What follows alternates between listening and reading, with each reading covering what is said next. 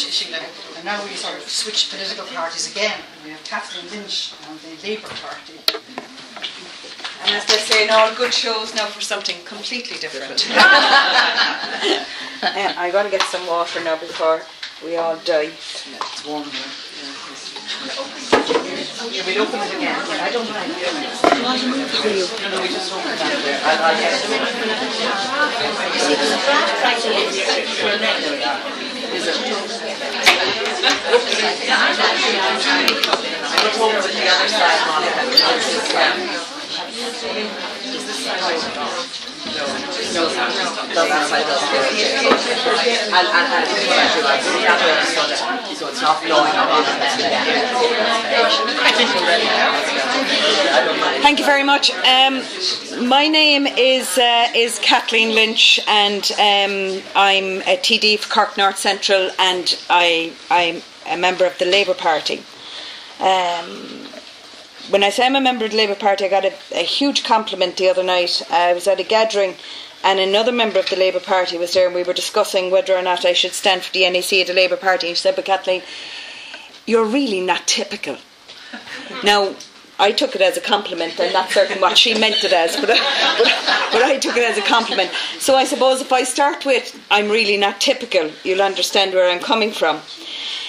There's always, having listened, my husband, as I was leaving the house this morning, and I was telling him I was coming here today to speak, and he knew that for a few weeks, because I knew it for a few weeks, and I'd been sort of pondering on it and getting very worried about the whole thing, and wondering why I was being asked in the first place. But then I wonder why I'd been asked to the opening of an envelope. I can never figure out why anyone would want me there in the first place. But that's typical of being a woman, I believe, and it's typical of sort of, you know, you have no right to be there, and someday someone is going to find out that you shouldn't be there anyway.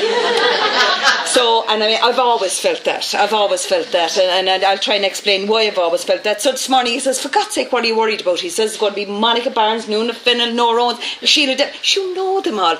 And I said, "Well, just stop saying that." I said, "They're icons, I'm terrified." And he thought he was helping, whereas in fact he was actually making me worse than what I was to start with. They say that the only person that's truly happy is the person that can live in the absolute moment. I think that comes from Buddhism somewhere.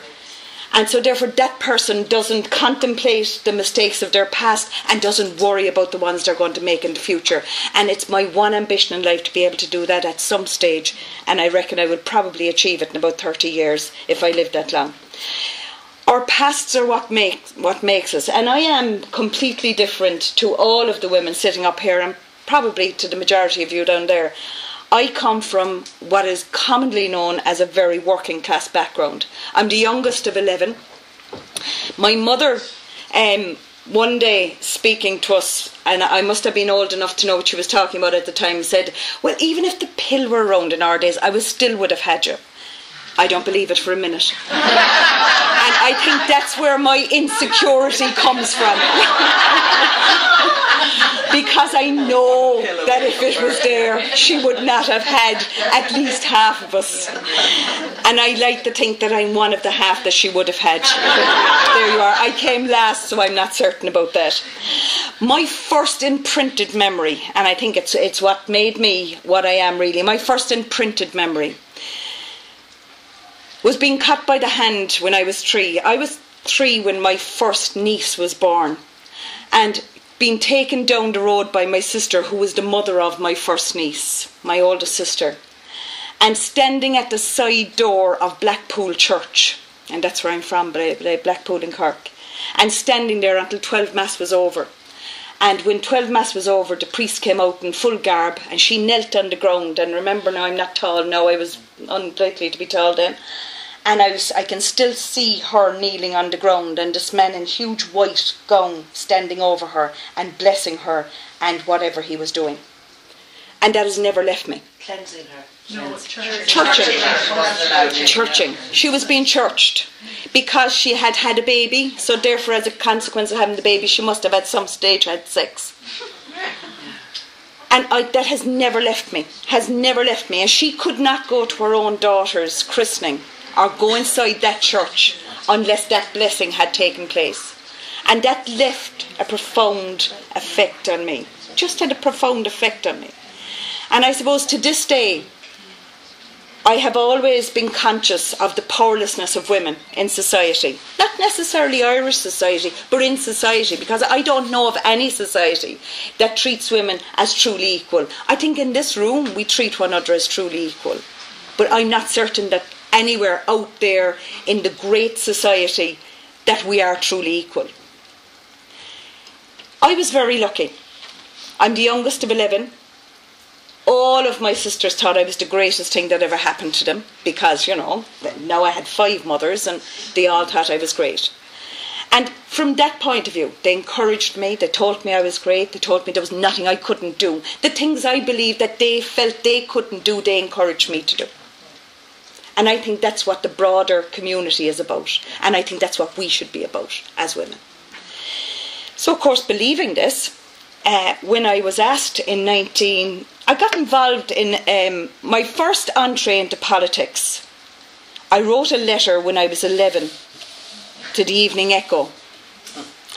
And the Evening Echo at that stage was the equivalent of the Irish Times in Cork. We're still very privileged in Cork. We're still very privileged in Cork. We're not a bit influenced by the Irish Times. It's one of the great one of the great privileges of living in Cork. Doesn't affect us at all. What the Irish Times says, you know, Fintan O'Toole, who? So I wrote a letter to the Evening Echo.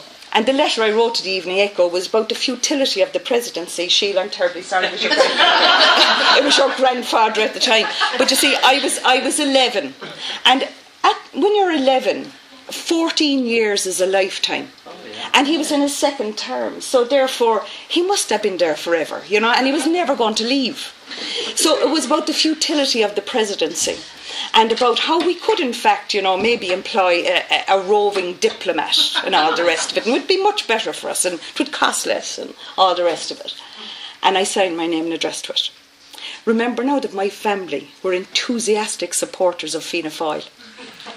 I will never forget the abuse I got at home for it. But that was my first entree into politics, and I've always been interested in politics, whether it was by listening, reading, whatever.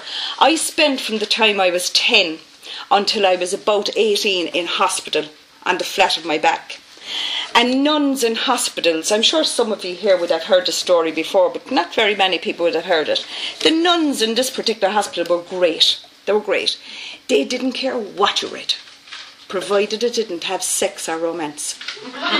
So I read The Thoughts of Chairman Mao. I'm telling you no lie, no sex. And I read the Connolly column. I read every possible book on politics that I could get my hands on. But I could not read True Romance. Anything by Jane Austen was definitely out of the question. So it was great. It was a great education, really, because I could read anything I wanted to, provided it wasn't. So what it did was it really formed my reading taste for later lives. I couldn't read in Mills and Boons if I was under threat of death. I couldn't read it, because that's where I'm coming from. So after that, when I eventually got on my feet and got married and did all those things, about 1983 I joined the local Tenants and Residents Association. I've still always been interested in politics and arguing with Rodney Rice on the radio and John Bowman and all of the rest of it. And I joined the local Residents Association and dragged my poor misfortunate neighbour with me, who really didn't want to be there at all. And when we went there, the first night we went up, there were 4 men sitting up at the top, and one of them stood up and said, "Well, we all know why we're here." I didn't. So I said, "Well, actually, we don't. Why are we here?" And he found it very difficult to explain it. So the following meeting, I was up on the top and I stood up and I did explain why we were there, and he resented it, even though we became great friends afterwards. So then in 1985 there was the local elections, and I was asked to stand for the Workers' Party. And I said no, absolutely not, I wasn't going to do it. And and this comes back to the fact that I was a woman. I was asked to run in the local elections with a guarantee that I would never be elected. And and that was the reason I ran, and that was the reason put forward to me as to why I should run. because the person that had stood for the local elections before me for that party in that ward before that had gotten 300 and odd votes, so therefore it was unlikely I was going to get any more. That's what I was told. So I went away and I did exactly what all of the women here knows I did. I went away and I organised a little group of women, friends of mine who I'd spoken to in the school. I'd done all that. They knew my views on things because, it's not as if I'd keep them to myself. And, they knew I was very determined. They knew I was very headstrong. They knew I had a particular view of women's place in society and the things that needed to be done in sort of an urban setting about planning and all of the rest of it, where clearly there must have been no women planners because none of the things we needed were there. Housing was a disaster. Your front door was usually facing your back door, and if you weren't careful, your child was going to lose a hand when the both doors opened. Now, that, to me, implied that there was no women involved in architecture. Just made no sense to me. So I stood in that election and I got elected. Not alone was everyone else surprised, but I was in a state of shock. And I couldn't figure out how to give the seat back because I didn't want to be there. And I actually rang the town clerk's office and said, listen to me. It's a mistake. If I don't want to be here, how do I give the seat back? And he started laughing. And I said, what are you laughing at? I said, I'm quite serious about this. And he said, well, unfortunately, he said, you can't do it that way. He said, you either have to step down and have another election and all the rest. And I said, God, if I step down to have another election, they'll want me to run again. I might get more votes. And all the rest. Anyway. So, the rest is history. I was a local councillor for 18 years, and in that time I stood in several general elections. And the reason, and just interesting to hear about sort of the lack of women representation, because I think it's something that, and the reason I'm telling you this story like this is because I was just saying to Monica Barnes earlier, women like us always portray ourselves as having set the bar so high that it's not enjoyable and that other women can't do it. You can. You can do it. It is possible to do it. And it is possible to do it without destroying your entire life, your entire family, and enjoy it as well. And it is possible to do it. And I think we should keep emphasising that. In Cork City and County, and every leaflet I produce during an election, I always try and put something in about women and feminism. Not always popular, but I insist on at least half a page being about women and feminist politics. I always do it. In Cork Women and County, in the last 85 years since the foundation of the state, there have only been 7 women elected to the Dáil. 7 women. Think about it, 7 women. The first woman that was elected was the eldest sister of Terence McSweeney. The next woman after that was a woman called Galvin. The next woman after that was Eileen Desmond. Right? Next woman after that was Eileen Desmond. Then Myra Barry was elected. And I had it a while ago on the tip of my tongue now who the other woman was. Deirdre Clune, Maureen Quill and myself. There's even something more significant about that figure. Of the 7, and there were only 7, only 2 were not connected to relatives before them. Most of them were by-elections as a result of husbands dying, fathers dying, brothers dying. Only two, myself and Maureen Quill, were unconnected. I think that tells us something about the political system in Ireland. And it's not very pleasant. Not very pleasant. I went on, and I suppose I was actually reading the Irish Times on the way up on the train today because I had read the Examiner earlier on. Had your brown paper cover on? Yes. And I was looking, you probably all read the Irish Times every day, but I was looking at the new portrait of Nell McCafferty. And I always remember the first time. I was asked and said no. Good woman. I could always rely on your good sense. Now, could I say that the first time I ever saw Nell McCafferty, she appeared on the Late Late Show in a pair of dungarees, and I was really saying to myself coming up there, which I'm more shocked by, the dungarees or her being naked. And I actually think it was the dungarees I was more shocked by, which was amazing. And I remember that Late Late Show so well because I was at home on my own. The kids in bed and just, looking at them and they saying in public and out loud the things that I'd been saying to friends, and friends thinking I was outrageous for saying them. And, you know, and it's about having the courage to say it out loud. You know, it's about having the courage to explode the picture. You know, they have this gorgeous picture made up, and then someone stands up and says, oh, gee, look, your man is only one hand. You know, and it's about exploding the picture. It's about all of that. And it's about having the courage to do it. In the late 80s, a friend of mine rang me and she said to me, listen, did you know that I get less money on social welfare than my husband does? I said, oh. Yeah, she said, and funny enough, she said, I've worked longer than he has. And she said, yet I get less money in social welfare than he does. So we went away and we took a look at it. And we started off a campaign, and the campaign was called Married Women for Equality. And the campaign was very much, and I would say 80% working class women who were on social welfare at the time and whose husbands were on social welfare at the time as well. And there was an inequality in the social welfare system which basically said that married women, despite the fact that they had paid as many contributions and at the same rate as married men, did not get the same rate of pay.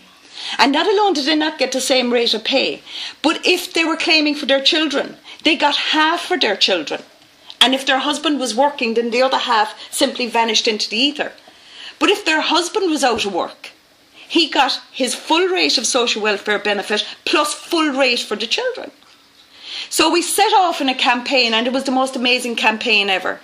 And, you know, the 6 of us that were involved in it, and it's very funny because there were only 6 of us involved in it. Margaret Gary, Catherine Clancy, and Margaret Cochrane, Ciara O'Connell. There was 6 of us involved in this campaign, right? And we discovered something very early on, and I think women are good at discovering things about how you organise stuff. Everyone that was on this level of social welfare had free travel. It's very important. Because every time we decided to have a march on the Dáil, we'd fill the train. Yep, the train would be full and off we'd go. And it'd be all women, all women. The very clever men amongst them decided that they'd go as well. Because they knew that at the end of this, if we were successful, there was going to be a huge amount of money coming in. So, and there was. In one instance, I think Mrs. Thompson, a very good friend of mine, still votes for me. George Hook mentioned her in the last election. She had 20 children. I think she got about £36,000 in back money. So, you know, it was an incredible campaign. Mary, I'm very sorry. I know I'm wandering off. Could I just say 1 or 2 things of a more serious nature? I think there are still campaigns out there, and I think really that young women today are probably going to face into the type of tide of abuse and, you know, get back into the house that we felt when we were involved in all of this. And the reason that's going to happen is that women are normally considered to be the social housekeepers of the world. And when the employment isn't there, you're usually expected to go back, so it is going to go back. And I would worry about that, and I would guard against it. Could I also say something else? I'm not certain where the glass ceiling was for me. Because in my experience, the ceiling moves. And that is to a great extent why it's so hard to break through. Because once you reach one level, you'll find it above you again. And it just moves, and it moves, and it moves, and it moves. And you have to be very conscious of that. So when you see young women, and they're at middle management, and you say, well, you know, they've done it. They're going to come up against some barrier. They're going to come up against some barrier. And that barrier, and when they face it, it's then we need to be there to be able to say to them, listen, you know, it may be a constant struggle, but it can go on. One thing I want to finish with, and I will promise I'll finish on this. When I was thinking about this, and what I was going to say and what I wasn't going to say, I was almost inclined to come here and say, you know, that the war is over.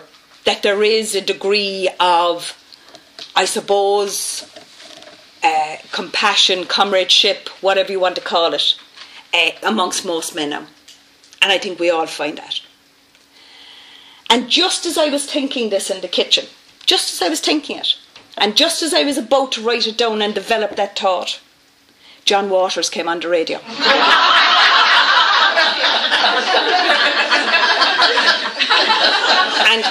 And I genuinely, and I sat down and I looked at the radio and I said, no, not yet. So, you know, when we won the case in the High Court, which eventually went to Europe in relation to equality and social welfare, Joe Little met us outside the court, and as I said, that day there was only 6 of us there, you know. There was only 6 of us there. I think the government thought we had the whole country behind us. We hadn't, but 6 of us. So Joe Little met us outside the door, and he said, how do you feel? And we said, we're absolutely thrilled about this. He said, but that should be no surprise to you, he said. But sure, great women came from Cork. Maureen Black. Yeah. Maureen Black, Josie Airy. So, and he started rattling off these women to us, you know. And it just does make me feel very privileged to come from a part of the country that has produced such practical, strong women. And I hope that, you know, looking at, and there are so many young women here today, I hope that you will get involved in politics. Because it's where the power is at. And if not politics, become a gynecologist or an accountant. Because, well, it still baffles me as to why there's so few female gynecologists. That worries me. But the other thing that really seriously concerns me is that in all of this awfulness that's going on in the world, and which is still coming down the tracks to us, and we have to recognise that, I haven't heard one single woman comment on the effects for community and society. Thank you.